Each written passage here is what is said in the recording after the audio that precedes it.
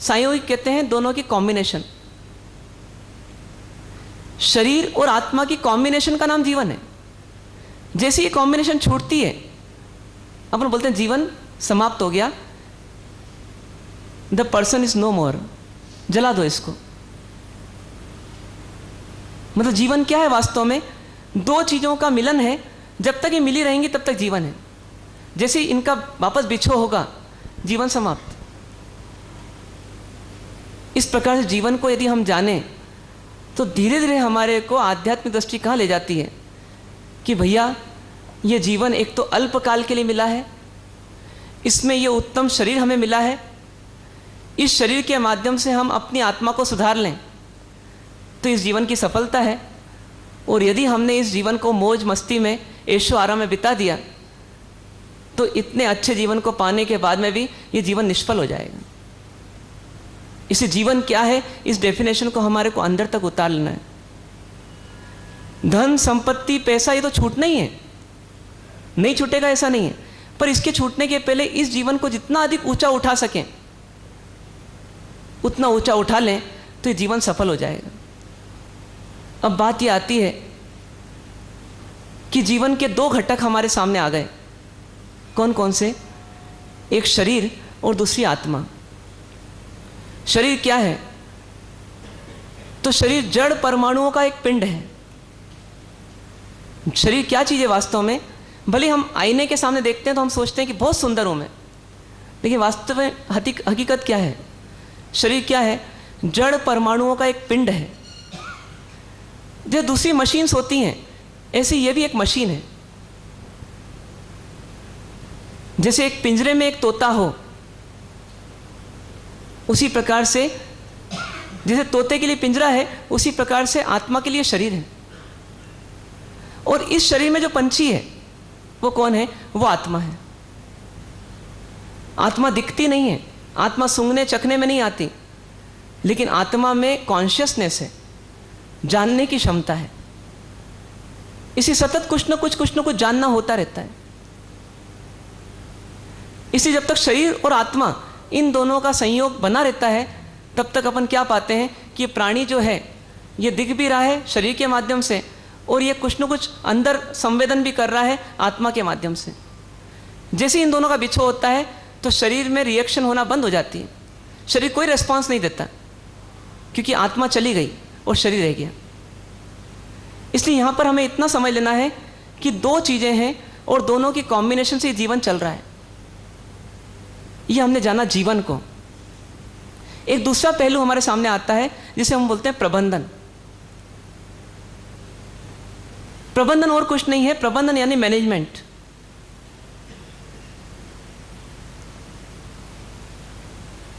Management आज ऐसा कोई शब्द नहीं है जो कि अप्रचलित हो,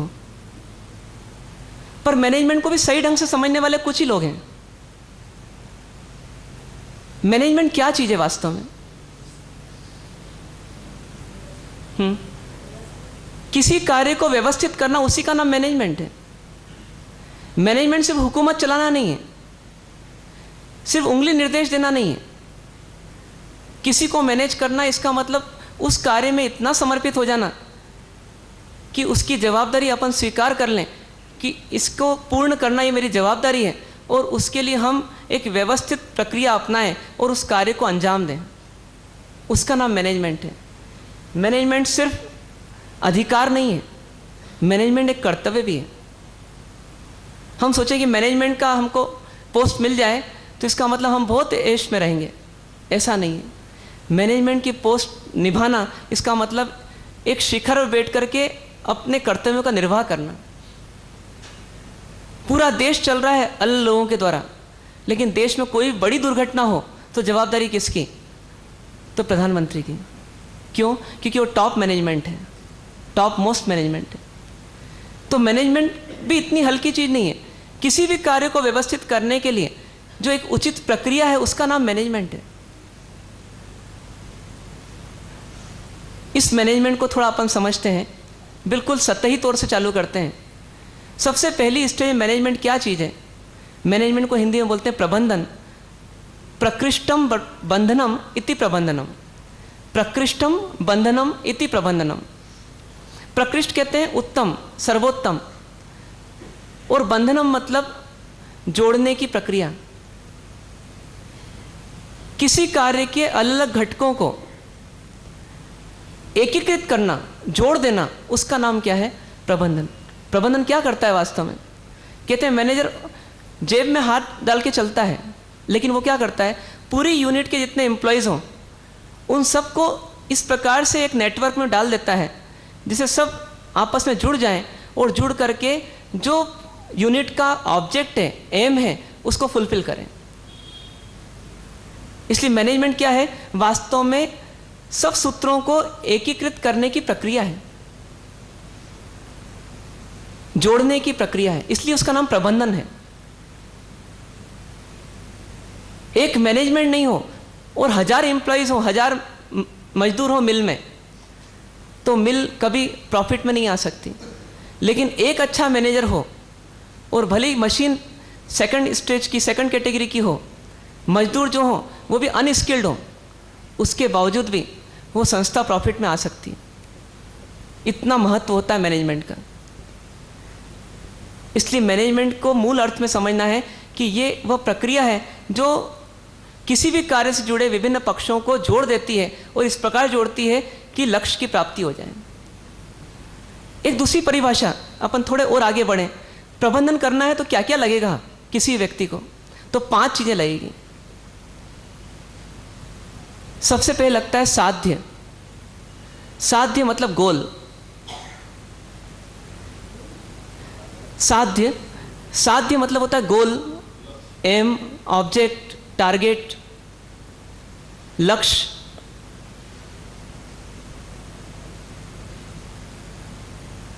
दूसरा होता है साधक। साधक, साधक बोलते हैं जिसे गोल की प्राप्ति करना है, जिसे लक्ष्य की प्राप्ति करना है। वह व्यक्ति या वह समूह जिसे अपने लक्ष्य की प्राप्ति करना है उसे बोलते हैं साधक। तीसरा होता है साधन या मीन्स। साधन वह माध्यम होता है जिसके द्वारा एक साधक साध्य की प्राप्ति करता है। साधन क्या चीज है वास्तव में? साधन माध्यम है।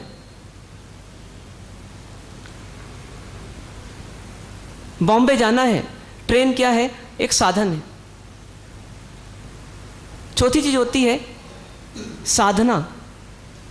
साधना या प्रबंधन।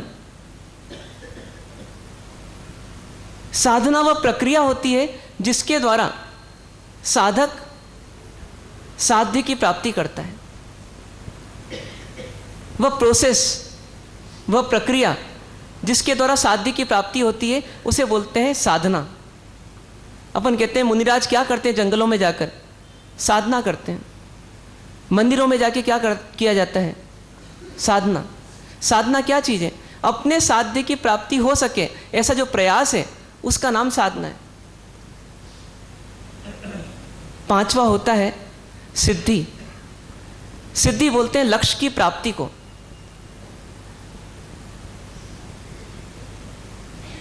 अचीवमेंट ऑफ गोल, उसे बोलते हैं सिद्धि। इन 5 को क्या आप एक प्रोसेस में जोड़ सकते हैं? सबसे अधिक महत्वपूर्ण क्या चीज हुई? सबसे पहली चीज साध्य, लक्ष्य। उसके बाद क्या चाहिए? साधक। तीसरी चीज चाहिए साधन। चौथी साधना और 5वीं सिद्धि। ये सब स हैं, 5 स हैं। ये 5 स में यदि कहीं भी ब्रेक होगा, कहीं भी मिसमैनेजमेंट होगा, गड़बड़ होगी, तो सिद्धि नहीं हो पाएगी। अभी हमारे जीवन की हकीकत यही है। आपसे कहा जाए लक्ष्य क्या है बताइए जीवन का, साध्य निर्धारित नहीं किया। साधक को जैसा होना चाहिए वो क्वालिटी अंदर में डेवलप नहीं की। एक व्यक्ति आईआईटी ज्वाइन करता है, उसको कहते हैं एंट्रेंस टेस्ट देना होगा। वो 2 साल तक सिर्फ एक साधकता ही डेवलप करता है कि मैं इंजीनियरिंग के लिए एक पात्र छात्र बन जाऊं। उसके लिए 2 साल मेहनत करता है। हमने कभी मेहनत नहीं की। क्योंकि हमने साधकता का महत्व नहीं समझा। कई बार चातुर्मास की विनती होती है तो वहाँ पर यही होता है, बात यही चलती रहती है कि कहा जाता है कि महाराज साहब आप चातुर्मास करो, फिर देखना हम सब बदल जाएंगे। और महाराज साहब कहते हैं कि पहले आप बदल जाओ, फिर हम चातुर्मास कर लेंगे। ये झगड़ा चलता रहता है। जितनी चातुर्मास की विनती का महत्व समझा जाता है, उतना महत्व अपने आप को पात्र बनाने के लिए नहीं किया जाता। एक शहर में अभी 50 से 60 लोग आए और विनती की, और उनको एक बहुत छोटा सा प्रपोजल दिया, बहुत छोटा प्रपोजल। उनसे कहा कि आप सब जेंट्स लोग आए हैं, आप तय कर लीजिए कि आप सब जो है वो सामयिक की विधि और सामयिक के सूत्र याद कर लेंगे, और आपको पूरा अच्छा समय देते हैं 1 महीने का, आप पूरा करके आ जाइए। यदि आप में से 60 लोगों ने कर लिया तो चातुर्मास हो जाएगा। जिस पूरी टीम ने 60 लोगों का 1 दिन का पूरा समय बर्बाद किया, पर उनको अफसोस पूर्वक ये कहना पड़ा कि हमारा सब 60 लोग तैयार नहीं हो पाए जिनको सामयिक आ जाए। सोचिए आप, मतलब साधकता तैयार नहीं हो रही तो फिर चातुर्मास का लाभ क्या? विनती 4 बार कर लेंगे, और 1 बार नहीं 4 बार विनती हुई, लेकिन रिजल्ट नहीं आया। और ये स्थिति एक शहर की नहीं है, ये हर शहर की है। इसलिए बोलेंगे साधकता का अपना महत्व है। तीसरा महत्व जो है वो साधन का है। बच्चे की एग्जाम कल है और वो किताब रूपी साधन का उपयोग तो नहीं कर रहा है, लेकिन टीवी रूपी साधन का उपयोग कर रहा है। क्या होगा? काम नहीं होगा, रिजल्ट नहीं आएगा जैसा चाहता है। साधन उचित होगा तो साध्य की प्राप्ति होगी, साधन ही अनुचित होगा तो साध्य की प्राप्ति कभी नहीं होगी। चौथा बिंदु, साध्य भी निर्धारित कर लिया, साधकता भी तैयार कर ली, साधन भी अपना लिया, लेकिन इन तीनों को आपस में गूंथा नहीं, सिंथेसाइज नहीं किया। क्या स्थिति बनेगी? काम नहीं होगा। इसी चौथा पहलू महत्वपूर्ण है कि इन तीनों का इस प्रकार से उपयोग करें कि यह प्रक्रिया अंत में साध्य की सिद्धि करवा सके, और इसी का नाम प्रबंधन है या साधना है। और ये चारों बराबर हुए तो अंत में साध्य की प्राप्ति हो जाती है, और उसी का नाम सिद्धि है। अपन कहते हैं सिद्ध परमात्मा को नमन हो। सिद्ध किसको बोला? जिसने साध्य की सिद्धि कर ली उनका नाम सिद्ध। ऐसे 5 चीजें स जुड़ते हैं तब जाकर के मैनेजमेंट अपना काम पूरी तरह से कर पाता है, और जैसा फल चाहता है वैसा फल मिल पाता है। हमें क्या करना होगा? अपना लाइफ मैनेजमेंट करना है तो हमें ये 5 चीजें सही करना होगी। हम सोचें कि हम रात में जाएंगे चौपाल पर, कोई लड़का सोचे मैं चौपाल पर जाऊंगा, अश्लील बातें करूंगा और मेरे अंदर शील गुण डेवलप हो जाए, संभव नहीं है। साधन ही गलत अपना रहा है, साधना ही गलत कर रहा है, तो साध्य की प्राप्ति कैसे होगी? इसलिए ये 5 सब मिलना भी जरूरी है। सबसे पहले तो आप लक्ष्य बनाइए, मैं चाहता क्या हूं या चाहती क्या हूं, फिर उसके लिए साधन क्या चाहिए, उसके लिए मेरे अंदर पात्रता क्या चाहिए, और मुझे इन प्रोसेस क्या अपनाना होगी, और फिर फल क्या पाना होगा। इस प्रकार से 5 होते तो प्रबंधन होता है, अन्यथा नहीं हो पाता। और आगे बढ़े हम, प्रबंधन के लिए कुछ चुनौतियां हमेशा रहती है, उन चुनौतियों को भी अपन ध्यान में रखें। प्रबंधन इतना इजी नहीं होता। मनमोहन सिंह जी को क्रिटिसाइज करना बहुत आसान है, पर मनमोहन सिंह जी की टेबल में बैठ करके पूरे देश को संभाल पाना इतना आसान नहीं है। विपक्ष में रह करके खूब नारे लगाना, संसद की व्यवस्था को ठप कर देना बहुत आसान है, लेकिन पक्ष में आकर के पूरा संचालन करना देश का इतना आसान नहीं है। इसलिए प्रबंधन को बहुत सारी चुनौतियों का सामना करना पड़ता है। उन चुनौतियों का जब सफलतापूर्वक सामना करता है वो जीत जाता है, विजेता हो जाता है, नहीं तो हार जाता है। सबसे पहली चुनौती है कि प्रबंधन हमेशा बदलते हुए माहौल में रहेगा। प्रबंधन को हमेशा एक जैसा माहौल मिलेगा कभी संभव नहीं है, माहौल हमेशा बदलता रहेगा। उस बदलते हुए माहौल में ही हमें प्रबंधन करना होगा। कोई सोचे सोने का रेट अप डाउन नहीं हो और मेरा धंधा चलता रहे सोने का, संभव नहीं है। रेट तो बदलता रहेगा, उसी में आपको सब अनुमान लगाना पड़ेंगे, सब कयास करना पड़ेंगे, और सब माल स्टॉकिंग करना होगा, सब बेचना होगा। हमेशा माहौल बदलेगा। कोई बोले बहू कि मेरी सासू जी बस अच्छी हो जाए फिर मैं ठीक हो जाऊंगी, कभी संभव नहीं है। आपको ये मानना पड़ेगा सासू जी अच्छी हो जाएंगे तो ननंद बिगड़ जाएगी, ननंद अच्छी होगी तो पति बिगड़ जाएगा। कई बहनें करती हैं ना, जॉइंट फैमिली तोड़ करके न्यूक्लियर फैमिली में चली जाती है, अकेले एकाकी परिवार में चली जाती है। वो सोचती है अब तो मेरे को सासू जी से छुट्टी मिली, तो पता पड़ा कि अब पति को भोगना पड़ रहा है, मतलब प्रॉब्लम तो जारी है। इसलिए परिस्थिति से भागना भी नहीं है, परिस्थिति का सामना करना है, पर नीति कैसी अपनाना, फ्लेक्सिबल, हम तरल बन जाए। हर परिस्थिति के हिसाब से अपनी नीतियों को हम जितनी आवश्यकता है उतना परिवर्तित कर सकें, मतलब हर समय आँख खुली हो और जब जैसी आवश्यकता हो वैसा हम एक्शन करें। इसको बोलते हैं बदलते हुए परिवेश में प्रबंधन करना। दूसरा पहलू, प्रबंधन जो है वो एक सतत प्रक्रिया है। ऐसा भी नहीं कि आपने एक बार प्रबंधन कर दिया काम खत्म हो गया, प्रबंधन सतत चलेगा। कई लोग बोलते हैं ना, हमें उनसे बोलते हैं कि आप धर्म ध्यान वगैरह कुछ करते हो कि नहीं करते हो, तो कहते हैं महाराज साहब हम तो करते हैं, और बड़े खुशी खुशी बोलते हैं। क्या करते हो भाई? मैं पूजा करता हूँ डेली। आप में से कई लोग पूजा करते होंगे डेली। उनसे कहते हैं कि और क्या करते हो? नहीं बस पूजा करता हूँ। उनको फिर भी अफसोस नहीं होता, संतुष्टि होती, क्योंकि मैं तो पूजा करता हूँ, दूसरा तो इतना भी नहीं करता। ये अंदर से भाव रहता है। अब उनसे कहो कि आप कब से पूजा कर रहे हो, तो फिर गर्व से कहते हैं हमारा सब 30 साल से पूजा कर रहा हूँ। तो आप 30 साल से पूजा कर रहे हो, इसकी आपको खुशी है? बोलते हैं हाँ खुशी की बात है। अच्छा बताइए खुशी की बात है कि नहीं? 30 साल से कोई व्यक्ति पूजा कर रहा है, खुशी की बात है कि दुख की बात है? हाँ आप कह रहे हैं दुख की बात है। बात सही है, बिल्कुल दुख की बात है, क्योंकि डेवलपमेंट कुछ हुआ ही नहीं। एक व्यक्ति बोले कि सन 80 में मैं 10,000 महीना कमाता था और आज भी मैं 10,000 महीना कमा रहा हूं। आप उसको शाबाशी दोगे कि नहीं दोगे?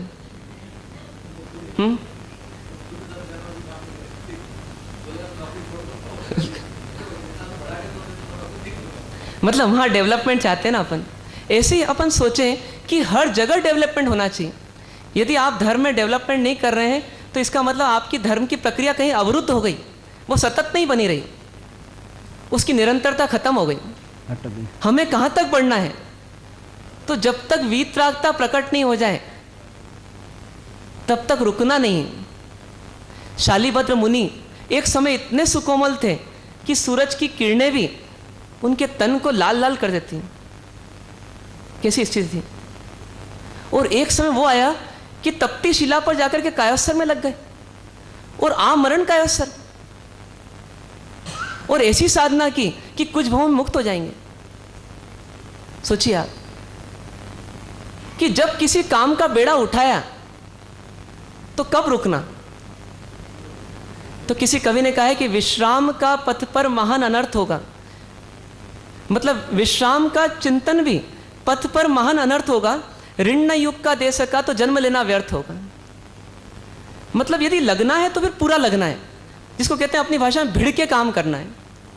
यदि हम अपने सुधार की प्रक्रिया में लगें तो कैसे लगें? सतत लगें। हर सप्ताह सोचिए कि एनालिसिस कीजिए कि मेरे में क्या सुधार नया आया। ऐसी सतत प्रक्रिया चलेगी तो पूरे जन्म में यदि 10% 20% हम सुधरे तो कुछ भाव में हम मुक्त हो जाएंगे। इसलिए मैनेजमेंट का दायित्व है कि वो प्रक्रिया को रोके नहीं, प्रक्रिया को चलने दे। प्लानिंग रुकती नहीं कभी मैनेजमेंट की, वो चलती रहती है आगे आगे आगे आगे आगे। इस प्रकार से प्रबंधन एक सतत प्रक्रिया है। तीसरी जो है, प्रबंधन हमेशा उद्देश्यपरक प्रक्रिया है। गोल ओरिएंटेड वर्किंग होती है प्रबंधन की। बिना गोल के काम नहीं होता, जो बात पहले आई अभी। घानी के बेल की जगह प्रबंधन की तरह प्रबंधन नहीं होता कि बस घूमता रहा घूमता रहा घूमता रहा और सुबह से लेकर शाम तक कहाँ चला तो कहीं नहीं पहुंचा, वहीं का वहीं रहा। प्रबंधन तो एक उद्देश्य बनाता है। जैसे अर्जुन ने आँख की पुतली देखी चिड़िया की, तो उसने एक उद्देश्य बनाया और फिर भेज दिया।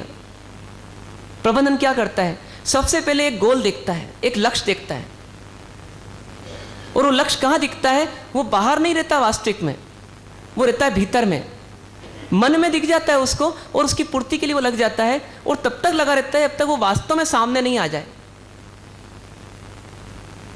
आप भी जब अपना बंगला बनाते हो तो पहले कहाँ बंगला बनता है?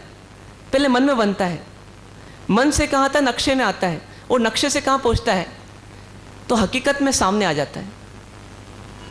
तो ऐसे की ऐसी हर प्रबंधन कहाँ से प्रारंभ होता है? सबसे पहले गोल बनाना और गोल के आधार पे काम करना। और चौथा पॉइंट आता है, प्रबंधन सिर्फ अधिकार नहीं है, प्रबंधन कर्तव्यों का समूह है। प्रबंधन में एक ही नहीं अनेक कर्तव्य करना होते हैं।